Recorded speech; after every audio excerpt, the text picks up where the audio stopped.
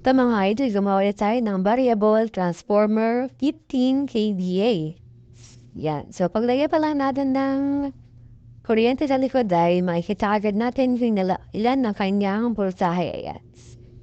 So, dito mga idol no ay switch natin yung input voltage niya sa 240.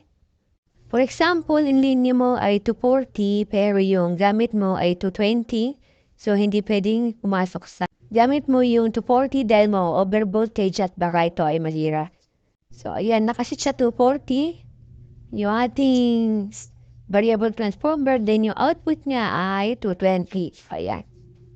So, kung 220 naman ng inyong linya, so switch mo lang sa 220 yung switch ng ating variable transformer. Ayan.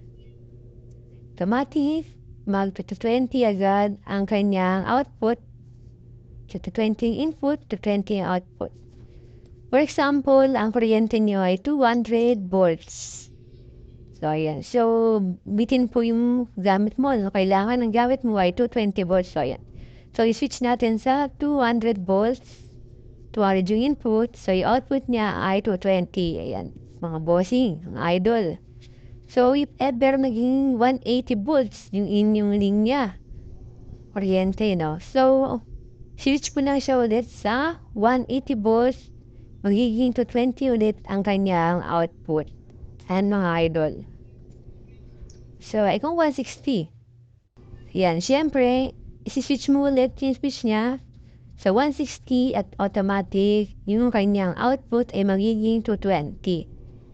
Ayan, 220, 160 yung input, 220 yung output, no? Kasi kung ganyan kababa na yung inyong kuryente, hindi mapapagana niya na inyong gamit ng maayos. Lalo na kung sa sound system gagamitin.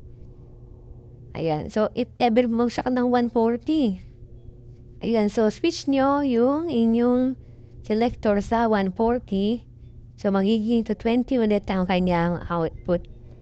Ayan, so babantayan nyo lang ng mga idol, no? Kasi dahil ito ay manual, so kapag tumaas talaga yung kuryente niyan, ay tataas din yung kanyang output. So babantayan nyo palagi yung kuryente nyo. Kung kabisado mo naman yung lugar nyo, kung anong oras nagbabago-bago yung kuryente, mas maganda.